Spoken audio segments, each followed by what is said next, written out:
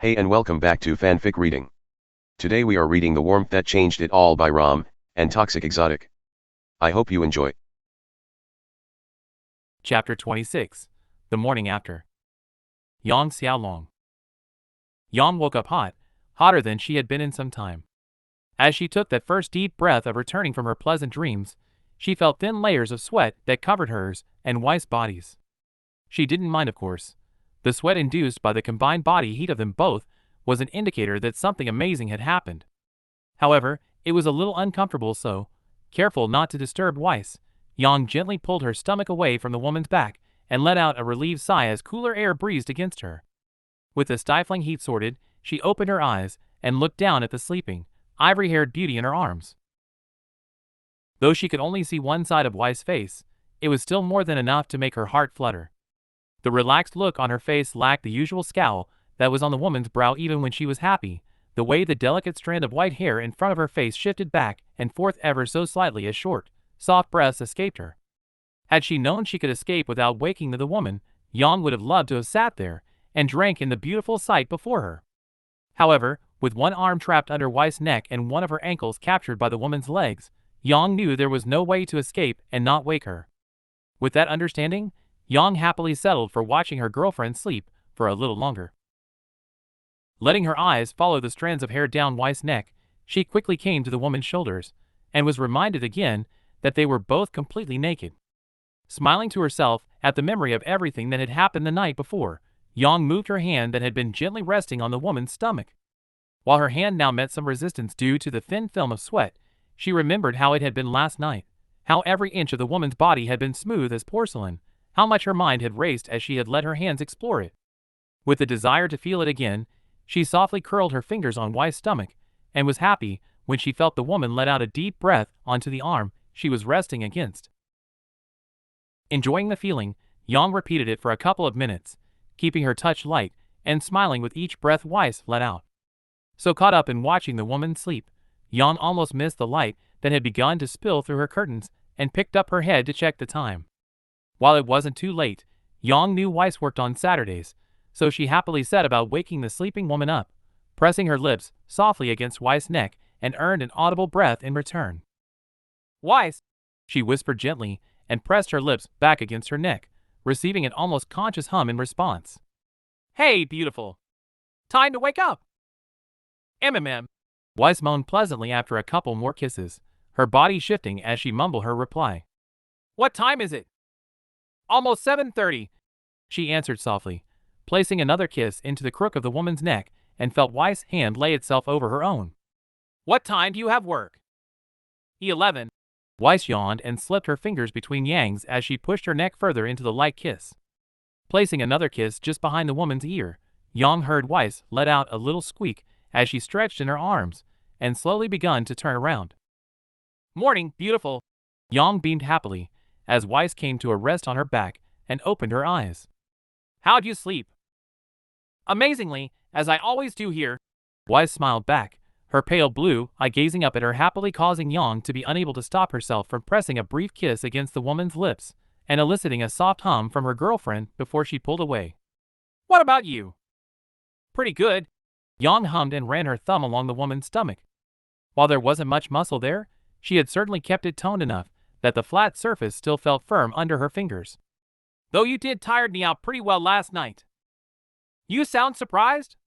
Weiss chuckled as she pulled the sheet down a little, presumably to get rid of the heat that was trapped under the quilt. "Not surprised." She grinned, making a show of letting her eye drift down and biting her bottom lip. "I always knew you would be great, and you were. I just thought you might not have been so forward." "I am not a virgin, Yang." Weiss laughed and rolled her eyes as she raised her free arm to put it around the back of her neck. "But if it were anyone else, I probably wouldn't have." "Well then." Yang grinned widely as Weiss' fingers pushed into her hair, something only those she trusted completely were allowed to touch. "I gotta say I'm glad you didn't." Seeing Weiss smile back at her, Yang leant down to place another kiss onto her lips and let out a soft hum of her own as the woman's lips parted and allowed her deeper access. More than happy to accept, Yang let her tongue seek entry only to meet Weiss halfway and began a gentle dance that slowly became more and more heated. Feeling that warmth flood her body, Yang pulled back and gave Weiss a mischievous smile. Sue! She grinned and let her hand slowly drift up Weiss' stomach. You said you start at 11, right? MHM. Weiss hummed, her lips pressing back against hers, as Yang's hand cupped the small mound of snow-white skin. Good. Yang breathed lustfully as she shifted her position and climbed on top of the woman, pulling back from the kiss and giving Weiss a wide grin.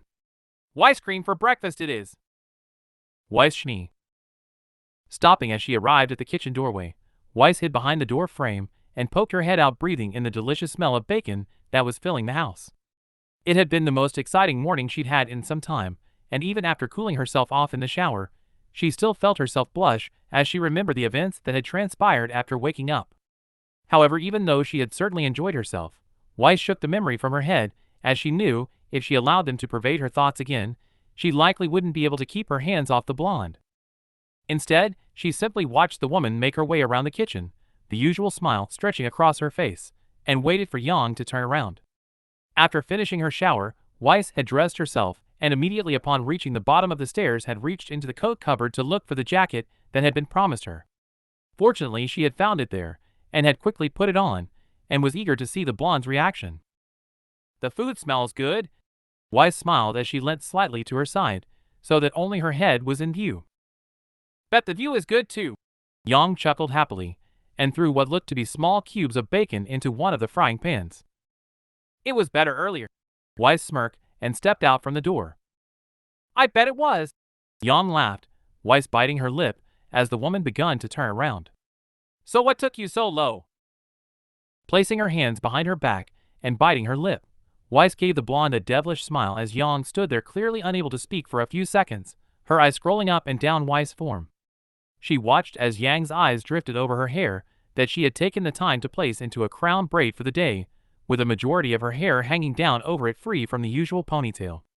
It was rare she did anything but her usual side ponytail, as having such long hair became a nuisance after a while when kept loose, but she felt it would be okay for one day. Once Yang had gotten her fill of that, she quickly took in the cream jacket and the perfectly matching black jeans, and after a quick glance at her heeled boots that faded gently from black to white, her eye flicked back up to meet hers own. So how do I look? Weiss asked with a grin, knowing she looked pretty good. You look amazing. Yang smiled as Weiss walked towards her and wrapped her arms around the woman's waist. We should see what else of mine you look great in. You know I would have to get undressed for that, right? I know. Yang replied, her smile turning into a wide grin as she crossed her arms around the back of Weiss' neck. I could help. Weiss hummed in false contemplation as she pressed her lips against her girlfriend, enjoying the content feeling that washed over her for a brief second before pulling away with a wide smile. As much as I would love that, Hazel will be here in roughly 20 minutes. Shame. Yang sighed in false disappointment and placed another quick kiss on her before turning around to tend to the bacon and the scrambled eggs that were cooking in another pan. So what are you doing at work today? Well, I have an interview with an applicant who may have been denied a position unfairly at 12, but apart from that, I think it will mainly be paperwork and overseeing some things on the floor. Weiss replied and sat down at the table to await the delicious food Yang was making. How about you? Me and Dad are gonna work on my bike again when they get back. Yang answered happily as she placed 2 slices of break into the toaster. How is that death trap going? She asking jokingly, earning a small chuckle from the blonde. I bet Ruby has enjoyed getting her hands on it. It's going good, Yang replied as she set up the plates and scooped the cubes of bacon up to throw them into the scrambled eggs. And she has, though she ain't helping today.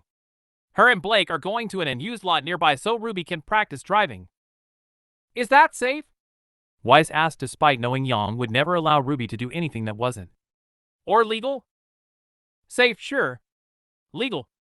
Yang paused trying to find her words as she pulled the toast from the toaster and buttered it. Well, depends on your definition of illegal.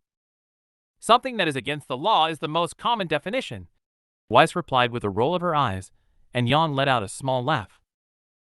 Well, since Ruby only has her learner's permit and Blake isn't technically family and has only been driving for 2 years instead of 3, it's illegal. Yang grinned and scooped the food on top of the eggs and picked up the plate to place it in front of Weiss. but it's what the lot has been used for decades. I bet most of the cops at our local precinct learn there too. So you are not at all worried she will be arrested? Weiss asked, immediately cutting into the amazing-smelling bacon and scrambled eggs Yang had served her and took a bite. The taste as great as everything else Yang had ever cooked her. Nah. Yang shrugged, pulling a small muffin out of the cupboard and sitting down opposite her. Me and Blake never had an issue. Well, if you are sure, she hummed after swallowing her mouthful. So where did they spend the night anyway? Your uncle's? MHM. Yang replied and took a bite of her muffin. Ruth was pretty happy about the arrangement. I bet. Weiss nodded as she remembered the young redhead's reaction to her uncle arriving at the party last month. She seemed to really love him. Dude spoils her rotten. Yang chuckled with another shrug. Plus, he's got some pretty great stories of when Mom was in school that Rubes loves to hear. What about you? She asked, looking down and cutting into her food in an attempt to keep just how curiosity she was hidden, as she also remembered that Yang had not seemed so happy to see the man. You never really mention him too much. Nah, I love him. Yang shook her head dismissively. But he's just not very reliable. I made the mistake of relying on him once, and Ruby got hurt. How? Weiss asked softly, and put some more food into her mouth. It was a couple years after Mom had passed. Yang responded with a shrug and placed her muffin on the table. There was no anger or annoyance in her voice. Instead, it held a form of acceptance, like the story she was about to tell had already been processed and understood. Dad was away sorting himself out, so we were staying at Crow's for a few months. The first few weeks were fine, but his work makes him travel a lot, so he wasn't used to staying in town for so long.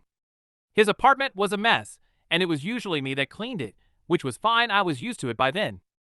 But one day I was sweeping the hallway and heard Ruby let out this awful scream.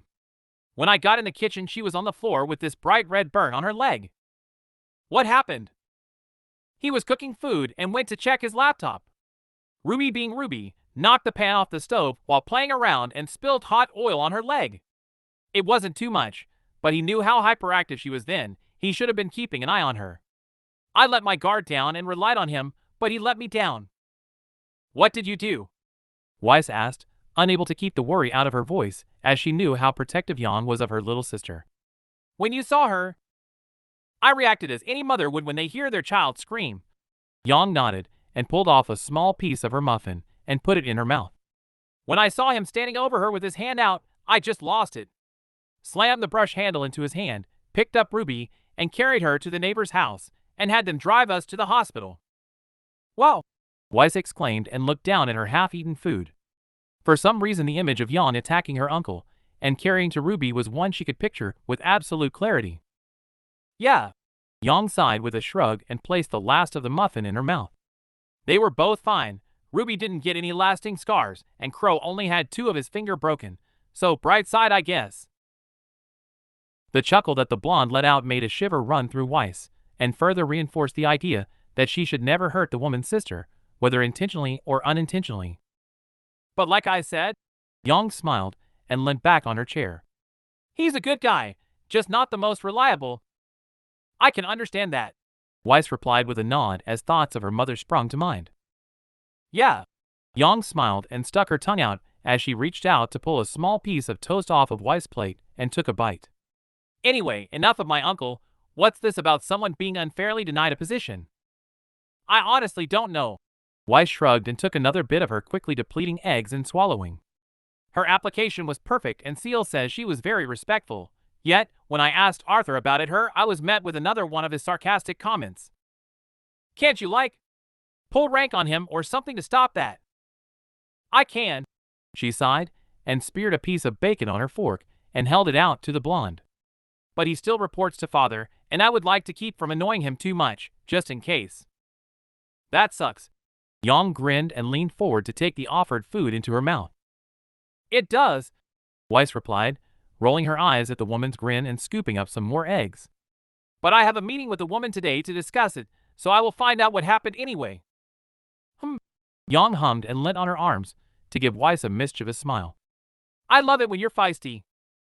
Shaking her head, as a wide smile stretched across her face, Weiss swallowed the last of the eggs just as her scroll pinged. Picking it up, she saw a message from Hazel saying he was waiting outside. "You love everything I do," Weiss chuckled, letting her girlfriend take the empty plate from the table as she stood up and zipped her new jacket. "Except when you leave." The blonde frowned in jest and placed the plate into the sink. "You know I want to stay longer," Weiss replied softly as she slipped her hands around the woman's neck and looked up into her girlfriend's beautiful eyes. "But I know. You have to go be a badass at your company," Yang interrupted and placed her hands on Weiss' hips. "But at least you look the part now." "MHM." Weiss grinned and pushed herself up onto her toes to place a loving kiss on the boxer's lips. "Your other jacket is upstairs, by the way." "Good to know," Yang replied with a nod and pressed her lips back against hers for a moment before pulling away and giving her a grin. "You dropping by the store later?" "Maybe," she answered and let her fingers play with a strand of bright blonde hair. "Depends how the meeting goes." "Gotcha." The brawler nodded and placed another quick kiss on her as she let her hands drop a little lower. "Then you should get going." "I should." However, instead of pulling herself away as she should have, Weiss pulled her girlfriend down once again so that she could press her lips against Yang's in a deep kiss. Letting herself melt into the blonde for a few moments to enjoy it, Weiss let out a small lustful groan as she felt Yang's hands slip down to her and give it a gentle squeeze. Unfortunately though, Weiss knew she had to pull away or risk being worked up for the day, so with a slight groan she pulled away and gazed back into the lilac eye of the woman who made her lose control more than anyone else ever had. "I really do have to go." Weiss sighed sadly and received a small nod in return as both of their hands fell away from each other. "I love you." "Love you too." Yang grinned happily and placed one final peck on Weiss' lips. "Now go kick ass at work." Rolling her eyes at the blonde, Weiss finally turned and walked out of the kitchen with a last wave. While the meeting had been something she had been looking forward to for a while, she couldn't help but find herself a little infuriated at its arrival, as had it been a day later, she could have stayed at Yang's a little longer. However, she knew her work was important too, and she had special plans for if the meeting went well, so casting aside her own disgruntlement, Weiss pulled open the front door and made her way towards her car. Chapter 27, A Question Answered. Hazel Reynard. Beating his thumb gently against the steering wheel as he waited for the light to turn green, Hazel glanced up into the rearview mirror to check on his passenger, and found her still gazing dreamily out the window, as she had been since entering the car. As he knew the light was going to be a long one, he took a moment to reflect on when he had first been contacted for the job. It had been mid-October when he had received the call from Klein, a man who had given him more second chances than any one person should have, telling him he needed someone for a top priority job. The short man had stressed its importance, that it was a job he needed someone he trusted. At first Hazel had been confused as the way the man was speaking immediately made him think the job was something illegal, yet Klein had never been that kind of person. He was even more confused, and a little relieved, when Klein had told him he would be driving the young Schnee girl around. Though of course, it had not been so simple. In the following conversation Klein had explained that the girl was in need of someone discreet, someone who would be willing to lie to her father, and Hazel had almost turned the man down right then and there. While he certainly didn't despise the Schnees like many did, he certainly was not fond of him. He had grown up in the broken slums of Mantle where their factories were a vast majority of the jobs, and had known many who were treated unfairly at such places. It wasn't uncommon to hear tales of people who had collapsed from exhaustion or simply been fired for no reason, and as such he had no desire to spend any time whatsoever with what he thought to be a spoilt heiress who would inevitably turn out just like her father. But he owed Klein more than he could ever repay. The man had helped him escape Mantle and move to Vale after his younger sister had passed 17 years ago during childbirth, had found him work in the city, and had even helped him with lawyers so that he could retain custody of his sister's child, Emerald. If putting away his own discomforts was the price to pay for helping such a man with something he clearly cared so much about, then it was certainly a cheaper price than he deserved. But fortunately he had been wrong. After the girl had politely introduced herself, she had cautiously given him an address to take her to, and asked him to say he had taken her to the library if ever asked about it. What had followed during the drive had not been what he had expected. The moment they took off she began to fidget, and at first he thought his attempts to lose the scavengers that followed her everywhere was making her worried. However, as they drew closer to the address, he noticed it more and more, until he finally realized what it was. Nerves. He had seen them before on the girls he had driven to their proms, on the middle-aged women he had driven to dates, on the men he knew were about to propose. It had finally clicked when he had pulled into what looked like a rather plain residential street, and he had realized the girl simply had a date, and just like every other person on the planet, she was scared. As they had arrived early, he watched her spend almost 10 minutes sat in the back of the car, her eyes flitting between excited, scared, and terrified. But eventually they had filled with resolve, and she had stepped out of the car. When he had picked her up later that night, the smile on her face had made it hard to believe there had been a single thing wrong with her night. After that day, he had been a little more willing to drive the young girl around, and had even met the young woman she was secretly dating. A blonde by the name of Young, if he had heard correctly during the few occasions she had ridden in the back of the car, and he had once again been taken aback at first. Hazel knew what a fighter looked like. Hell, he had learned to count by recalling the sheer number of fights he had been in growing up, and this girl was certainly a fighter. He had watched as two girls, who looked so different on first glance, had happily talked and laughed until the blonde took on a more somber look, and their voices had become too soft for him to hear. Ever since that night, however, Weiss had been gradually smiling more and more. Every now and again, he would check his mirror and see her smiling to herself, and she pored over paperwork or typed on her scroll. While she certainly had her more sour days, as everyone did, for the most part she seemed to get happier every day, and his discomfort at being her driver had quickly faded. So taking a look at the clock as the light turned yellow to see they were ahead of schedule, he pressed the lever to indicate he was turning right down a route that, while a little longer, would allow the girl to spend 5 more minutes in her thoughts. Weiss Schnee. Opening the door with a smile on her face, Weiss was greeted by Seal, who was sat behind her desk sorting out a small stack of paperwork. Upon hearing the door open, the navy-haired woman, she looked up from her work and gave Weiss a smile of her own. "Good morning, ma'am," she said cheerily, and tapped her papers on the desk to straighten them out. "It was a good morning." Weiss smiled to the Elysian woman and shut the door behind her. "How has yours been?" "It was quite good," Seal hummed fondly, and placed the paperwork into a tray labeled out. "I am almost done arranging these, and then I will go and get your morning coffee."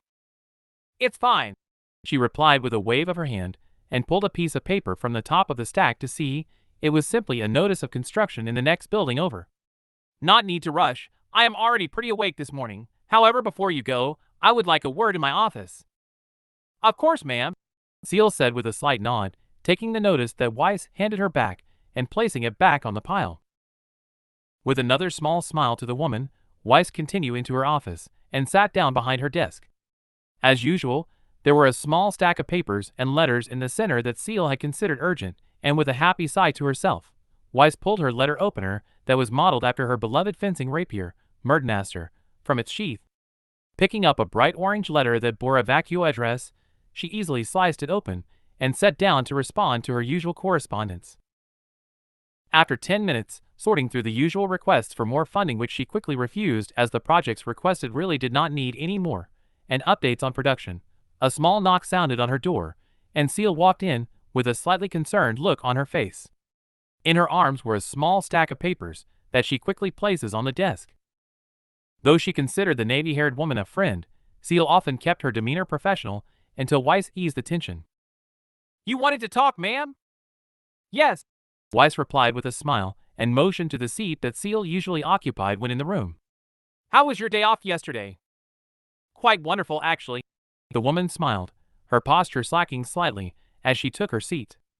"Sage took me to the clock museum downtown. He sounds like a smart guy." Weiss chuckled as she pulled the stack towards her to scan what looked to be an invoice on top. She knew from the care the woman took of her watch and just how many she seemed to own that Seal adored timepieces, so for her boyfriend to take her to such a place truly showed that he at least understood her. "I hope it is not to forward, but how did you two meet?" "It's fine," Seal replied with a light smile and shook her head dismissively. "He was one of the 2-week exchange students from Haven while I attended Atlas. We struck up a friendship and we have talked quite a bit ever since. However, he was transferred into Vale in July due to work, and we finally decided to let it evolve into something more." "That is actually quite sweet."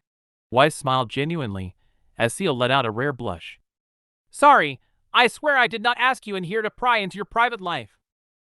"It's fine, ma'am," Seal said, the worried look dropping from her face as she relaxed a little more into the chair. So what did you ask me here to talk about?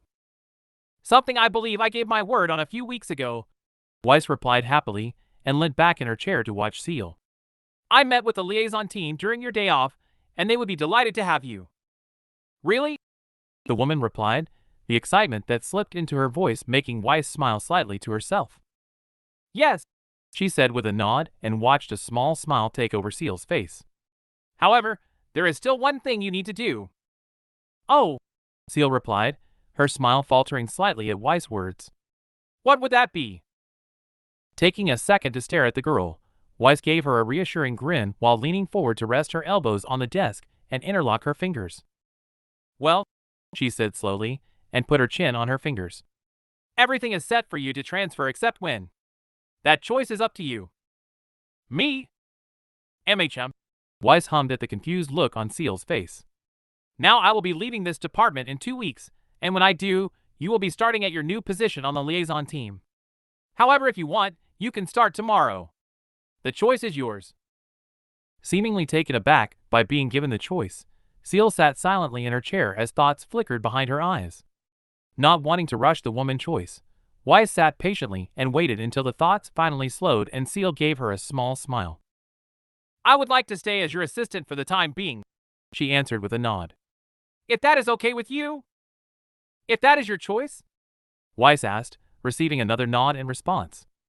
Fair enough, then I shall be happy to have your continued help for the remainder of my position here. I will also be raising your pay to match the position you should be in. It may only be an extra 2 weeks, but the salary increase from assistant to interdepartmental liaison is quite significant. Thank you, Seal stuttered, her eyes widening in surprise at Weiss' statement. But that really isn't any. Please, Weiss interrupted with a raised hand and sat back in her chair to give the woman a pointed look. You have done more than enough to earn it. Seal started, only to pause and rethink her words. Then I graciously accept, ma'am. Good. Weiss grinned at the happy smile that Seal was clearly trying to suppress. Also, as we discussed, you will be my personal liaison. So even though we will no longer be in the same department, I expect we will still see quite a bit of each other. Then I look forward to continuing working with you in the future, Seal replied, letting that smile break through slightly.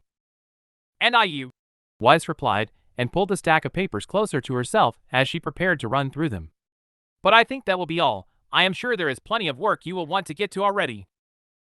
And I really should get your coffee. Yes, Weiss nodded and picked up her pen from the desk. I may be quite awake now, but I have a feeling this will be a long day. Speaking of, please send Mrs. Jotty straight in when she arrives. Of course, ma'am, Seal replied as she stood up, picking up the letters Weiss had already sorted before the woman had come in. Should I bring her file through with your coffee too? That would be a great help. Weiss nodded and began to skim through one of the sheets. Thank you, Seal. After one final smile, Seal turned and left the room, and before the door had completely shut Weiss' witness, the woman hurriedly dig into her pocket and pull out what she recognized immediately as her scroll. With how mature and professional she always acted, Weiss often found herself forgetting that her assistant was only 2 years older than her, but always liked to see that the woman had a more excitable side to her too. However, with a sizable stack of paperwork before her, Weiss stretched her arm and put her attention back into reading one of the many supply requests that she would be signing off on that day. Asterisk. Stretching her back as she scanned through a letter from the Atlas headquarters of the STC, Weiss let out a small sigh and placed her pen down on the desk. Once again, they were attempting to persuade her that the tremor chip and all of Dr. Polendina's work would be better taken care of in Atlas as they could work closer with the military. However, despite understanding and accepting that the chip would have some military application, that was not the route she wanted her project to go. While she certainly was reaching out to the Elysian military for funding, her main goal was the Remnant Medical Research Foundation, which was based out of Vale. They certainly did outsource to the 4 other kingdoms, but Vale was their main location, and therefore many of their higher-funded projects were handled within the city. Letting out another sigh at the narrow-minded partnership between the STC and the Atlas military, Weiss pulled out a piece of paper and wrote out the same rejection she had written multiple times in the past. Once again, she took care to detail exactly why she wished the project to remain in Vale, though she knew from experience that whoever was on the other end likely didn't share her views, and scrawled her signature at the bottom. Just as she finished signing off on the letter and placing it in a pile for Seal to type up later. A small knock came from her door. "Come in," Weiss called, picking up a closed file labeled Abigail Jotties from the side of her desk, as she knew exactly who it would be. The door opened and a woman with shoulder-length black hair, from which a pair of small, pointed horns poked out, wearing a plain green, button-up shirt and white pants, cautiously walked in. As she shut the door, Weiss stood up and held out her hand towards the woman, who took it with a small smile. "Thank you for agreeing to this meeting, Mrs. Jotties," Weiss said, as they shook hands briefly. "My name is Weiss Schnee."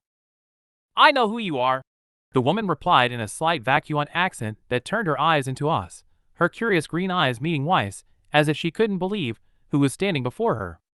"And it's quite all right, though I must say I was surprised to have received the call. I am sure," she smiled, dropping the woman's hand as motioning to the empty seat that was quickly filled as the woman sat down. "Would you care for a drink of water or anything?" "I'm fine, thank you," she answered politely and crossed her legs, the woman's eyes still surveying her carefully. "Fair enough," Weiss smiled softly. It was very clear that the woman was uncertain as to why she was there, so Weiss decided it would be best if she clarified the situation. "Well then, I know you were told over the phone that this meeting is to discuss your previous application, but let me elaborate a little further. As I am sure you are aware, the STC is undergoing some changes." Weiss started off, noticing the flicker of disbelief in the eyes of her interviewee. "And as part of that, I have been appointed to oversee this department and make sure everything here is running to the best of its ability. Now, while that involves quite a lot of things, I also wanted to take a look at the hiring process and make sure we are bringing in the best of the best. However, as I was going through the previous applicants, something strange stood out to me." "Strange?" the woman asked curiously. "You," Weiss answered kindly, and pulled open the woman's file. "Your resume is, in all honesty, exceptional. Graduated top of your class at Shadow Academy at 17, valedictorian, spent 6 years studying bioengineering at Shade Academy, and landed a place in Merlot Industries upon receiving your master's degree. You have spent 4 years there. Your previous employee says you were extremely hardworking until you finally applied to work here. Now here is where I get confused, because despite all of this, you were refused a position here." "Oh," Mrs. Jotties exclaimed and straightened her back. "Well, I can't speak for the man who interviewed me." "Arthur Watts?" "Yes." The woman nodded slightly and continued. "But when I got the call to tell me I didn't get the job, I believe it was mentioned that there were concerns regarding my suitability with the team." If Weiss was confused as to how the woman before her hadn't got the job before, then words couldn't describe how befuddled she was after that answer. Not only had Seal described the woman as incredibly polite, but it was almost impossible to know how a new hire would fit in with the team until they had at least interacted for a while. "Are you certain that is what was said?" Weiss asked, hoping she had heard the woman wrong, only to receive a firm nod in response. "Then it appears I have given Arthur's intelligence too much credit." She sighed in annoyance and leant back in her chair. "Do you have any idea of what may have caused these concerns? An interaction, a look, anything?" The woman began, but stopped and looked down at her knees. "I don't wish to get anyone in trouble. And I do not want a company I will be leading in the future to turn away such promising candidates." Weiss replied quickly, her tone calm despite having her suspicions of why the woman had been turned down all but confirmed. "So please, help me understand why we would be—" Doubt passed through the woman's eyes for a couple of minutes as she thought on what to say, but eventually she took a deep breath and looked up from her knees and put her hands together. "After my interview," she started calmly and began to circle her thumbs. "I thought it had gone well and was running back through it in my head when I accidentally walked into someone. In a panic, I tried to pull away, but one of my horns ripped a hole in his shirt." "That is it?" Weiss asked, skeptical that such an understandable accident would affect anything. "Well," Mrs. Jotties replied and stopped twirling her thumbs. "When I tried to apologize, he may not have been so friendly in return." "And you did not report it?" "I thought speaking up against a current employee before I was even hired may have reflected badly on me." The woman nodded and gave a small shrug. "Well, it should not have," Weiss replied gently and sat forward again. "I would, however, like to know who the employee was. If there is a member of my team acting in such a way, then I would like to rectify it immediately." "I don't believe I caught a name," the woman replied cautiously after a moment of silence. "He was quite tall, rather muscular, and had reddish ginger hair. Cornell, Weiss sighed, but felt a small smile tug at her lips. If that is the case, then I do not believe we have any issues. Forgive me. It was Mrs. Jotty's turn to be confused, and it certainly showed on her face. I'm not sure I understand. I personally fired Mr. Winchester over a month for reports of such actions, Weiss clarified with a purposeful smile. Oh, the woman replied, a little shock in her voice that quickly vanished as she spoke. Well then, I'm glad everything had turned out for the better then. Not quite, Weiss countered and closed the woman's file. I would like to ask you a few more questions, if that is all right with you. That is fine, Mrs. Jotties replied with a small smile, and sat up a little straighter in her chair. Though I'm not sure what else I can help with. Simple curiosities is all, Weiss replied with a small chuckle as she pushed the file aside and lit on her desk. Your file says that when we called your employer, they told us that you were currently up for promotion, yet you were still seeking a place here that would have been lower in position than what Merlot Industries were offering you. I am curious as to what drove you to want a position here so badly you would turn down what was, apparently, a very sought-after position. Well, the woman said and paused, clearly taking a moment to think before letting out a small sigh and continuing. While I have enjoyed my time at Merlot Industries, they are the world leaders in weapons development, and as such, quite a lot of projects revolve around that area. However, it is an area I never really desired to work in. You don't like working with weapons? No, the idea of contributing to war never sat right with me, the woman nodded sincerely. That was why when I heard of a position opening up here, I immediately jumped at the chance. For all the news stories that depict this place rather badly, I know that your grandfather, Nicholas Schnee, ensured that the company would never take part in weapons development. That is true, Weiss smiled, glad that at least someone remembered the goal her grandfather had set out to accomplish with his company. My grandfather despised war, he was a child during the last one, and after he grew up, he focused his efforts on doing everything he could to prevent another. He wanted nothing more than to make people's lives better so that wars could be avoided. Abstaining from weapons development was a very unusual thing for a technology company to do when he made the STC. The woman grinned in return. He influenced a lot of companies to follow his example. That was my grandfather for you. Weiss chuckled happily as she took a second to once again remember exactly how incredible the man was. However, not wanting to appear rude, she quickly pulled her attention back to the woman in front of her. So aside from our policy on weapons development, were there any other reasons you wished to work here? I also knew that Dr. Polanina worked here too, she replied, and Weiss was immediately able to discern the respect in her voice. The chance to work with the man who revolutionized our approach to prosthetics is a something desired by everyone who studies bioengineering. I can see why. Weiss smiled at the desire they could hear in the woman's voice. So is that something you still desire? I'm like everyone else. The woman smiled, clearly not understanding Weiss' meaning. To ever get to work with Dr. Polanina would be an honor. Well then, Weiss grinned and leaned back in her chair to watch the woman, just as she had with Seal. It is very fortunate that for the last month we had a position open that is yet to filled. And I would like to offer it to you. Clearly the woman had not been expecting such a proposal, as her thin eyebrows rose so high that they almost disappeared beneath her black fringe. Chuckling at the surprised look on the woman's face, Weiss waited for her to fully understand what she had just been offered. You're offering me a job? In a way, Weiss replied with a slight nod of her head. Though I believe it would be more accurate to say that I am offering you the job you should have received when you first applied. Only if you still want it, of course. Once again, the woman took a couple of seconds to think, and Weiss simply remained impassive. She already had plans for the woman, should she accept, but she didn't want to seem desperate or alter her decision at all. Fortunately, after a couple of moments in thought, the fauness gave a small smile, and the look of intense thought disappeared from her eyes. It is still something I want, the woman said happily, and Weiss gave her a small smile. However, I will have to give 2 weeks' notice before I can leave my current position. I figured as much. Weiss chuckled and let herself relax slightly. But that will not be an issue. It is likely I will have already been transferred back into accounting when you officially start, but I shall inform Dr. Watts of your employment here, and I trust that Dr. Polanina would be more than happy to help you get yourself situated. Dr. Polanina? Yes, Weiss replied and suppressed a grin at the shocked look on the woman's face. He is leading up a very special project that, though I cannot tell you about it right now, is something I know he would be honored to have more people such as yourself working on with him.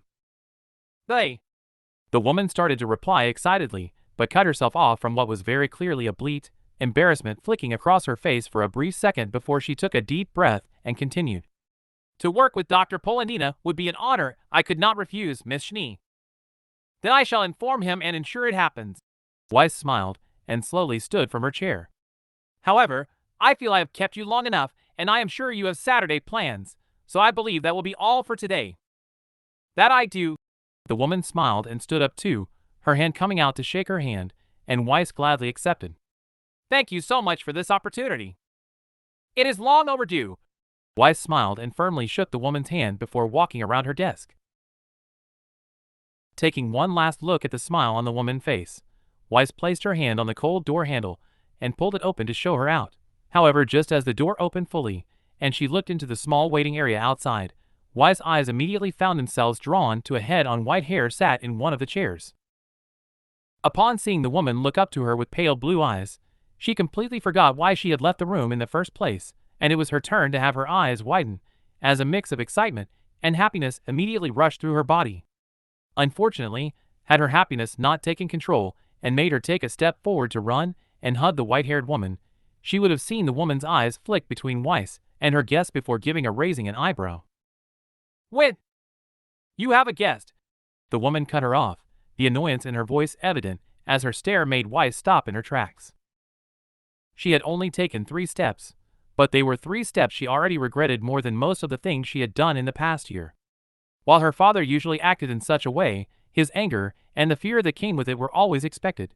But with Winter there was no anger, only disappointment that made Weiss feel worse than her father ever could. Hanging her head slightly in shame, Weiss turned back to Abigail Jotties, who was watching her with a large amount of interest, and gave her a soft smile. Sorry! She quickly apologized to the fondest woman, trying her best to return the professionalism to her voice, as the woman simply waved her hand with a smile. Thank you for coming in. You helped me with much more than you probably realize. The pleasure was mine.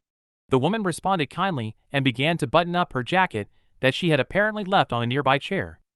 Though it's a shame we won't get to work together. I will be keeping an eye on things here, Weiss replied with a soft chuckle and held out her hand to do a final handshake. So you will likely be seeing me around. Then I look forward to it, Mrs. Jotties said amusedly, and shook the offered hand for a second before letting go and picking up her bag that had also been left on the chair. Have a good day, Miss Schnee. You too. Once the woman had left the room, Weiss turned back to see that her sister had stood up and was watching her. Unlike both Weiss and their brother, Winter had inherited their father's height, and combined with the beauty they had both inherited from their mother, she certainly struck an impressive figure.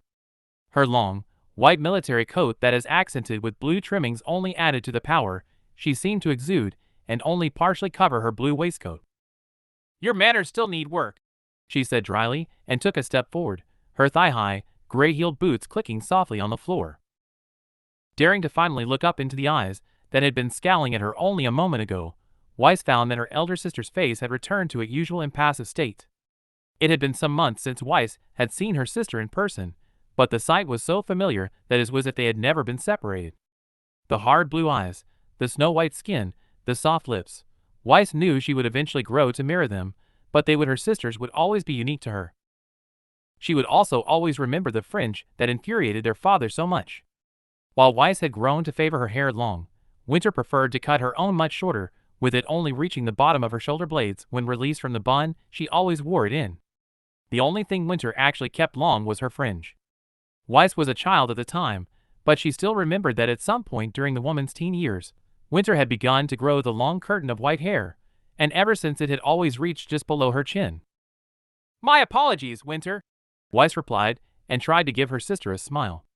You just caught me off guard, is all. I wasn't expecting you until Monday. That was the plan, she said stiffly as she unbuckled the dark blue clasp that held her coat together and put her hand inside in search of something. But General Ironwood thought it a good time for me to inspect the Atlas military base here in Vale. He also asked for me to deliver this for him. Pulling her hand from her jacket, Weiss saw a small white envelope clutched in her hands and gladly accepted it once it was held out to her. Turning it over, she saw that it was indeed from General Ironwood himself, and knew that the rejection to her request for funding from the Atlas military was likely to be inside. "Thank you." "Yes, well," Winter replied simply, and reclasped her coat. "Unfortunately, that is all I came by for, as I must get back to base, but you will meet me near the base at midday on Monday. We can discuss your issue over lunch." "Oh, of course," Weiss replied with a nervous smile. "Should I bring Yang?" "No, though it is good to finally know her name," Winter said softly, her eyes flicking to Seal as she clearly recognized that it was free to talk around the navy-haired woman. "Me and your girlfriend shall meet another day. I would like an afternoon to catch up with my sister before we get into what I must tell you both." "Understood." Weiss nodded with a genuine smile at Winter's desire to spend time with only her. "Good, then I shall take my leave for today," Winter replied and turned to Seal. "Miss Soleil, your parents send their regards." Seal simply gave the woman a small smile and a thank you before returning to her work, and Winter once again turned back to Weiss. "Until Monday then, sister." The smile that overcame Weiss' face at the feeling of her sister's arms wrapping around made her glad her face was hidden from view, but she quickly returned the hug and let her sister's warmth wash over her for the few seconds that they embraced. Though much too soon for her liking, Winter pulled away, and while she would have loved for it to have lasted longer, Weiss let her sister go and looked up to see the remnants of a soft smile fade from the older woman's lips. Even though she knew she would see his sister again in a couple of days, she still felt a wave of sadness as she watched the woman leave the small office. However, it was quickly replaced by happiness as she remembered that she was in fact in Vale. She had called and her sister had come, so feeling the happy smile pull at her lips again, Weiss turned to Seal with a new source of energy to help her face the rest of the day. "Seal, would you tell Dr. Polonina I would like to see him as soon as possible, please?" "Right away, ma'am," nodded her head as she stood and walked out of the room to go and get the man. Looking down at the envelope, Weiss let out a small sigh at what she guessed would be inside. She had known it would have been highly unlikely that General Ironwood would approve funding, while the chip was little more than an idea, but it was a blow nonetheless. However, with her new hire, who she knew would get along with Dr. Polonina, maybe the next time that they reached out, they would have something to convince him it was worth his time. Chapter 28, Reunions. Weiss Schnee. As Weiss leaned against her car, cold, harsh winds tore at her exposed skin like glass as small flecks of white danced listlessly in her vision. While it was only light, the gentle snowfall had been falling since morning, and with the help of the wind, it had finally succeeded its week-long attempt to replace the gray pavement and green grass with a soft dusting of white. Though the sight itself was pretty, the wind was making Weiss shiver uncontrollably, and she really wished her sister would hurry up. It had been a long morning, with her father being more foul than usual, and her brother making more snide remarks to match, but she was finally only minutes away from seeing her sister properly. She had even arrived a little early to the Atlas military base in the north of Vale, and had intended to wait in the warm car until her sister joined her, but after 5 minutes of being unable to sit still, she had left the warmth to slowly pace outside. Though she had eventually stopped and came to a rest against the cold metal of her car due to the suspicious looks she had been getting from the guards. Fortunately, just as she opened her scroll for what had to be the 5th time that minute to check the time, Weiss heard a loud buzz issue from the gate and turned just in time to see her sister walking through the slowly opening metal. Excitement immediately filled her, just as it had days earlier when Weiss had exited her office to see the woman sitting there, and no longer feeling the cold, Weiss pushed herself off the cold metal surface off the car as Winter drew closer. "Good afternoon, sister," Winter said simply, and held out her duffel bag to Hazel, who had stepped out of the car to retrieve it. "Why are you waiting outside of the car?" "I just got out," Weiss lied and reached back to pull her door open. "It was too hot." "So the call I received 5 minutes ago, informing me that you were burning a gorge in the concrete with your pacing, was untrue?" "And no," she replied, and let out a sigh as Winter walked past her and took her seat in the car. "Sorry, I was just happy that we will be spending the day together." "As am I," Winter replied and moved over as Weiss sat down too. "Yet I know how to be so without causing myself to become sick." Smiling to herself at Winter's admission of being happy they were spending the day together, Weiss fastened her seatbelt and sat back in the seat. "So dare I ask how much trouble Father gave you about meeting me today?" "A little more than he did yesterday," Weiss replied with a slight groan as she remembered her father's not-so-kind words. He has returned to his stance that General Ironwood only ever took an interest in you to gain favor with the STC. Well, father has always been fond of the classics, Winter stated offhandedly and fastened her own seatbelt over her white shirt that had the Atlas crest sewn onto the breast. I look forward to seeing his face when he discovers I will be staying at the manor. Turning her head sharply at that news, Weiss raised an eyebrow in disbelief. Ever since Winter had left the house at 19 and joined the military, she had never once stayed at the mansion during her leave. Instead, she had chosen to stay in hotels and only visited the mansion to pick up Weiss. Why, you are staying? Yes, Winter answered with a small nod as Hazel took his seat and started the car. I feel it would be easier for the both of us if I stayed at the manor this time. Of course, she replied with a smile and gave Hazel the signal that it was okay for him to start moving. So how are Whiteley and Mother doing? Whiteley is still the same. Weiss shrugged and felt the car begin to move towards the restaurant that her and Winter always visited when she came to town. Still trying to be as much like father as he can. Much to her surprise, the look in Winter's eyes as the woman turned to face her was not one of understanding. It gave her the distinct impression that she had failed at something she had never known she should have been doing.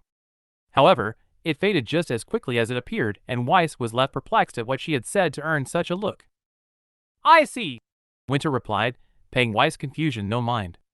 And what of Mother? She? Weiss paused as, confusion aside, she was genuinely unsure on how to answer that question. She had been watching her mother a little closer over the weekend and had been surprised to see that, on both days, her mother had not refilled her wineglass at all during their dinners. Alongside that, Weiss could have sworn that the woman had been watching her a little closer. She seems to be acting a little different lately, Weiss said cautiously. In what way? Winter asked, and Weiss heard the genuine intrigue in her voice. I think she has stopped drinking, she replied slowly, and saw her sister's eyebrow raise. Not completely, but she definitely seems to have slowed down. Interesting, Winter replied thoughtfully, though what she was thinking exactly was not shared with Weiss. Has anything changed at the manor? Not that I can recall, Weiss replied after a moment of thought. Though I have been playing the piano again recently, and I believe she has been listening. Mother has always loved your playing, Winter replied almost absent-mindedly, as she leaned to look out of her window towards the front of the car. But I am guessing your renewed interest in music is due to this young girl. Luckily, Winter was still looking forward out of her window, so Weiss was able to hide the grin that spread itself on her face at both her sister's ability to understand her with ease, and at the memory of her most recent time with the instrument that had filled the room with the joyous memories of their recent date. Hold that thought, sister, Winter interrupted and turned her attention to Hazel, whose eyes were looking back at them in the rearview mirror. You see them too, mister? Radar, and yes, Hazel replied in his usual gruff voice. I will lose th. No, Winter cut the man off and sat back in her seat. Continue along your usual route, please, Mr. Reinhardt. Got it. It seems the press have once again forgotten the example I set on my last visit, she said in an unamused voice and turned back to Weiss. Anyway, you were about to answer my question. Oh, yes, she is, Weiss asked and turned back from the car she had been watching follow them. Ever since I met her, my fingers just respond again. I guess there is something I can thank her for when we meet then, Winter replied with a short smile and visibly relaxed back in her seat a little. So you have yet to tell me how you met this girl? Or why it took you so long to tell me about her? Well, Weiss answered, pulling out her scroll and typing in her passcode to pull up a picture of her and Jan the blonde had taken the day before during her visit to the coffee shop. Smiling at the wide grin on Yang's face, she passed the scroll to her sister. She is an artist, but she currently works in her friend's coffee shop. I visited a couple of months ago and she was really cute and didn't treat me like everyone else. So I went back. She certainly looks like your type, Winter commented, and Weiss could see the woman's eyes scanning every inch of the beaming boxer, who was wearing her workout gear as she had only just arrived at the store, and was about to go up to Blake's house to shower. Sporty, just like that Reese girl I caught you with during our visit to Mistral last year. Reese was just a fling, Weiss answered, remembering the vacation she and Winter had taken to Mistral a year prior where she had dated, if that was what it could even be called, the daughter of her favorite clothing designer. Yang is. She's special. She doesn't see me as Weiss Schnee. To her I am just Weiss, and I like that. I love that when I am with her, I can just let go of all the prim and proper stuff that father told me I needed to be accepted and just be me. Winter hummed and continued to inspect the photo, though her eyes were locked onto Weiss, who was also smiling happily. So why did it take so long to tell me? It was all so new. Weiss sighed as Hazel turned a corner, and a loud horn issued behind them shortly after a car passed them. I knew that if I contacted you, then you would say I have to tell father soon. You are right, Winter replied easily, and gave her a short look. Delaying it will only make him more furious when he inevitably does find out. I know. She groaned and let herself slump a little in her seat, her gaze turning to the window, to see great office buildings sliding by, and knew that they would be arriving at the restaurant soon. I just want to enjoy being happy for a while, before he complicates everything. I understand how you feel, Weiss, Winter replied softly, the rare use of her name dragging Weiss' attention back to her sister's unusually gentle gaze. But it has to be done, though that does not mean you have to do it right now. When confronting any opponent, regardless of their strength, you must have a plan of action before you attack. I know. She sighed again and took her scroll back. But I have no idea where to start without further risking my position in the company. That is why I called you. You are the only person who has managed to win against father. I did not win, Weiss, Winter corrected her immediately, the natural hardness returning to her voice as he hand brushed her long fringe from her eyes. I gave up more than the company to escape father, things I still regret leaving. Sorry, Weiss said remorsefully, Winter turning to look out of the window again as Hazel began to slow down. You have never really talked about what made you leave. You were too young, Winter replied quietly after a moment of silence. You had yet to experience what was needed to truly understand, though I suppose that is no longer the case. Does this man? Weiss began to ask, the years of curiosity regarding why her sister had left finally getting the better of her. Not today, Winter interrupted as the car came to a full stop and they both unbuckled their seatbelts. I do not like remembering what I must tell you, and I would rather not have to tell it twice. Twice? Yes, Winter said with a nod as she pushed the door open, and Weiss saw 3 reporters jump out of some cars around them. There are 2 more ears that must hear my story. Though Winter had not said it outright due to the reporters being so close, Weiss understood that she meant Yang, and was even more curious what her sister could possibly have to tell a girl she had never met. However, as Winter stepped out of the car and the reporters began to barrage her with questions, Weiss smiled to herself and cast her curiosity aside to eagerly join her sister. Winter, what are you doing in Vale? Do you have any comment on your father's recent controversy with his Faunus workers? Is it true that the Atlesian military have been increasing their presence in Argus in an attempt to wrestle control of the city from Mistral? While Winter took a moment to inspect each of the reporters, who had shoved their cameras and recorders into the older woman's face, Weiss grinned at the reply she knew was about to come. I am here to see my sister. No, I do not have any comment on a situation that does not involve myself, and General Ironwood is working in tandem with the Mistral Council to increase our presence in Argus as part of a renewed attempt to stop the increase of weapons trade at Mistral's black markets, she stated very clearly, and turned to look at each in turn. However, now that I have answered your questions, Winter said, and stood up to her quite impressive full height.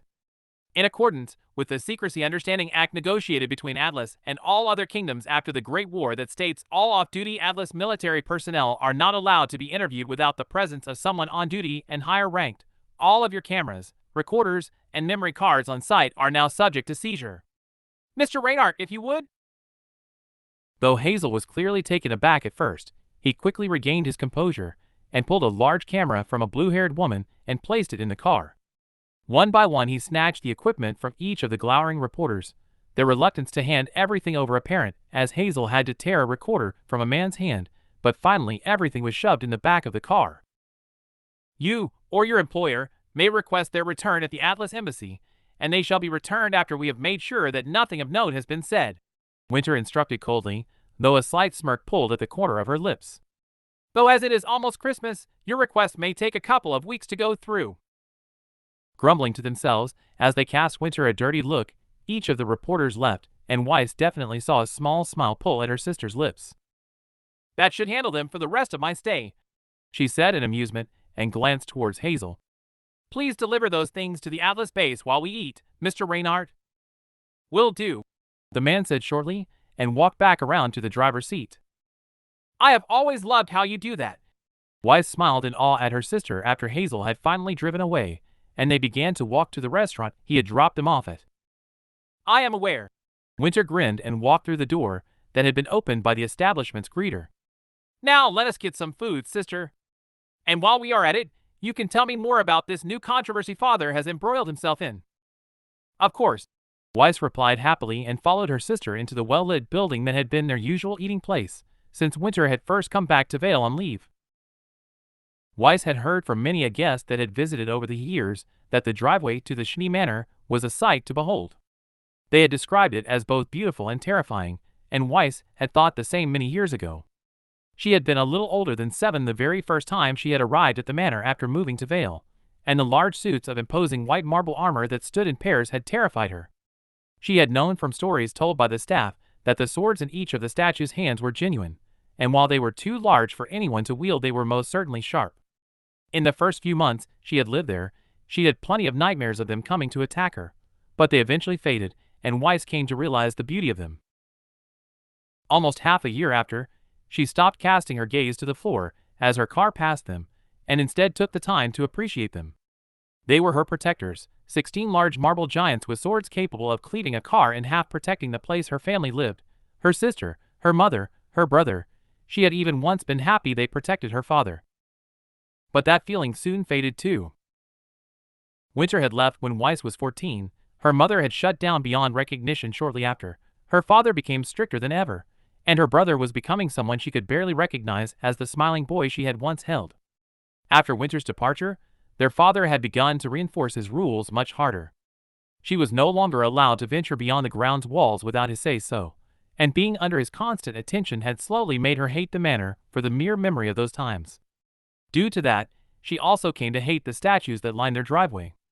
While they were still her guards, they were no longer her protectors. Instead, they served her father as her wardens, standing guard in front of the house, so that she could not leave. But as she drove past them, that day after a lunch that had ended in a shopping spree with Winter, she could once again see them as the stunning beauty she once had. Impeccably maintained by the gardening staff, their white armor stood out against them marvelously, even against the snow, and the pale light of the setting sun glinted beautifully off the metal swords casing golden rays over the settling snow. She certainly still viewed them as her captors. There was no denying that they truly were beautiful. Fortunately, though, she didn't have to look at them too long as Hazel pulled the car up to the front door of the mansion and came to a complete stop. Stepping out of the car, Weiss and Winter made their way out of the car to the trunk where Hazel was pulling numerous shopping bags from it. We can handle those, Mr. Reynard. Winter smiled politely at the man and held out her hand to take them from him. You sure? Quite, Winter answered with a slight nod to Weiss, indicating that she too should take some bags. Though I highly suspect we shall not be carrying them far. All right then, he replied and passed the bags in his hands to them both, the weight a little more than Weiss had suspected. I shall take the car back to the garage then. Have a good night. You too, Hazel. Weiss smiled at the man and gave him a short wave as he drove away. Well then, sister, Winter said happily, and Weiss knew why there was a little anticipation in her sister's voice. We should head inside. If we keep him waiting any longer, then he may not be able to contain himself. Smiling to herself at how right Winter was, Weiss gave a small nod and turned to follow her sister up the few steps that led to the front door. However, just as expected, the door flew open as they neared it, and in the doorway stood her portly butler, Klein, with an overjoyed look on his face. Mein Schneengel, he cried happily and at leisure the moment he came into sight. Willkommen zu Hause, mein wunderschöner Schneengel. Thank you, Klein. Winter smiled happily and placed her bag on the floor to hold out her arms. Wasting no time, Klein immediately rushed forward and wrapped his arms around the taller woman's waist in a loving hug that was quickly returned by Winter. Atlas has still never felt like home without you. Well, you are home now where I can take care of you, Klein replied after pulling back and rocking on the balls of his feet as he wiped a tear away from his eye. Come in, my snow angel. Commander. His words cut off as Winter went to pick back up the bag she had put down. No, leave those to me. You two go inside where it is warm. Placing her own bag into Klein's open hand, Weiss took a step forward into the mansion and felt herself immediately begin to warm up due to the heating likely being on full. Seconds later, Winter joined her and glanced around the foyer with a scowl before shifting aside to allow Klein to bring the bags in. Despite the man's stature, years of serving had clearly built up some strength as he carried all 6 large shopping bags and Winter's duffel with ease.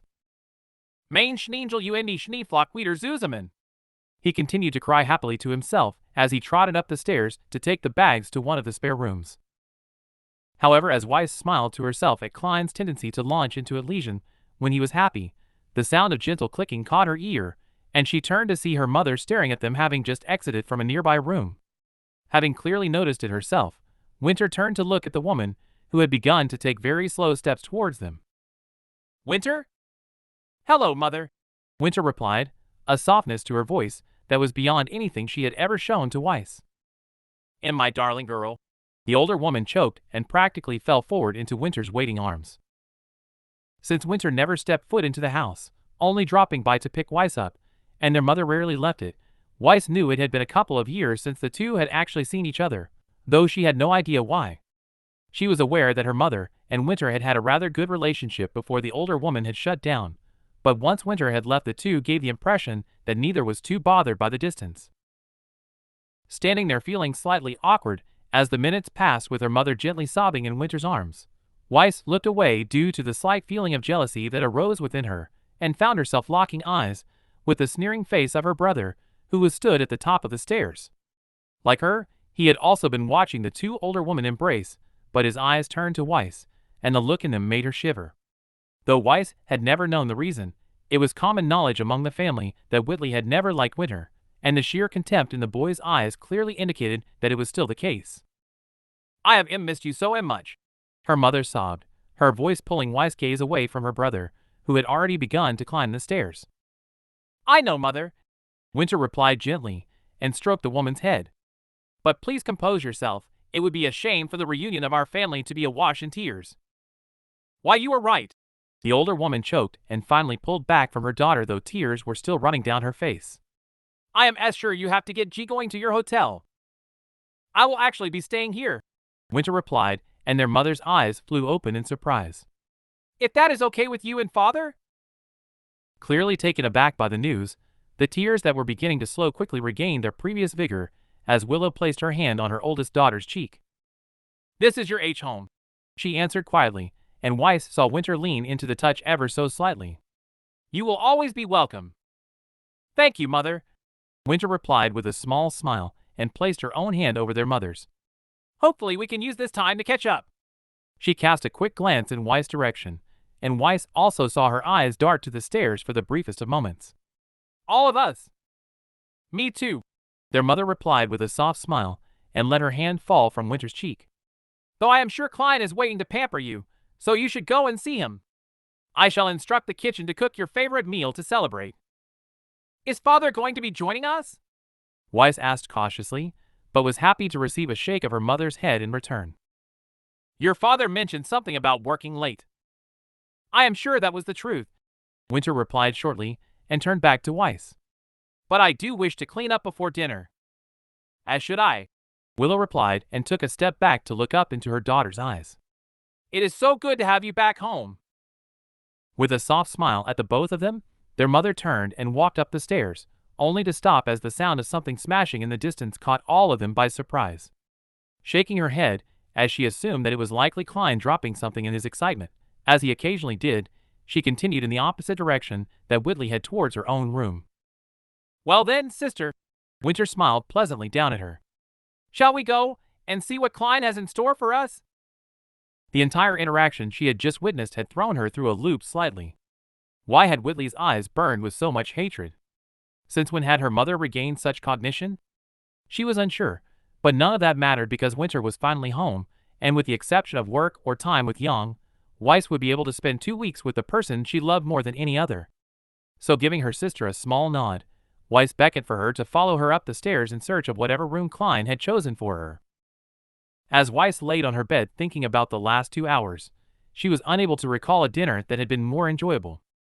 After she and Winter had finished cleaning themselves up and unpacking the treasures they had bought while shopping, they had gone downstairs and found the table to be laden with rich foods that would never have been present had her father been in attendance.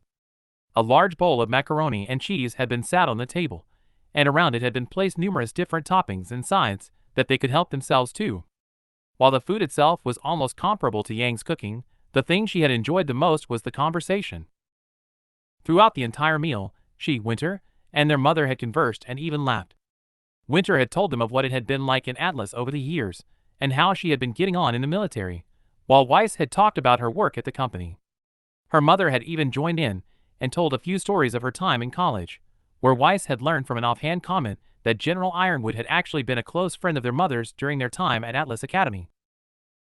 Unfortunately, though, it had eventually come to an end, as the food soon vanished and the conversation died down until Winter had finally declared that she was retiring to her room as she was feeling tired. Feeling the same, Weiss had copied her sister slightly after, as the feeling of being watched wordlessly by her mother was causing her to feel a little uncomfortable. Though she certainly had enjoyed the afternoon, she still had no idea how to talk to her mother Aloe. Ping! Pulling from her thoughts as the message tone echoed around her room, Weiss felt a smile pull at her lips as she picked up the scroll that had been resting beside her leg. Upon opening it, she let out a small chuckle at the picture Yang had sent her.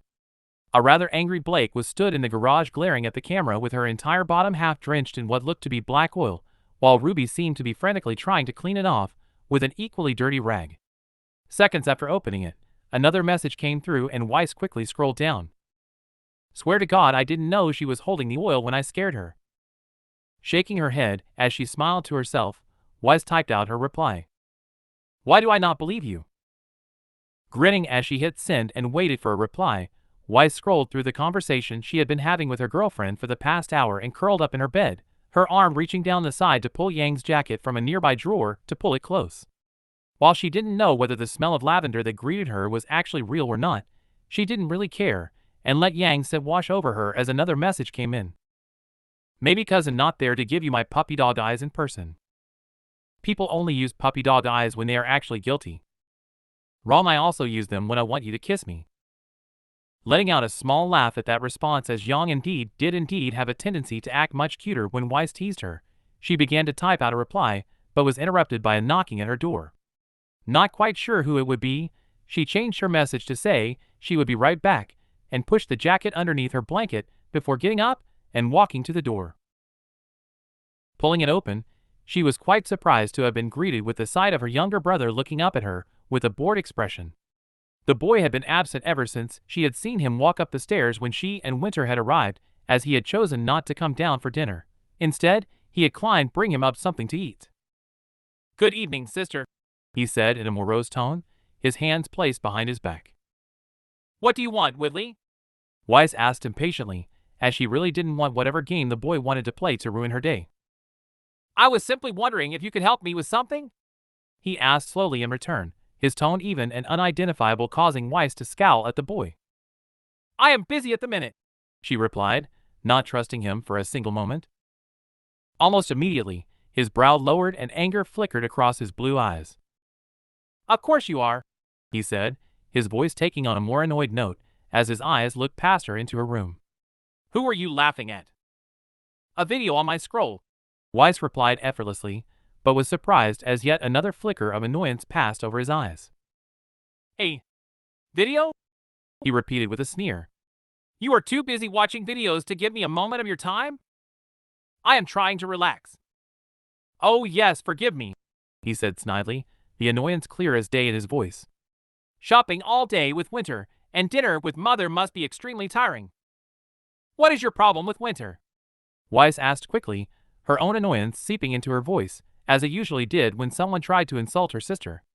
What has she ever done to you?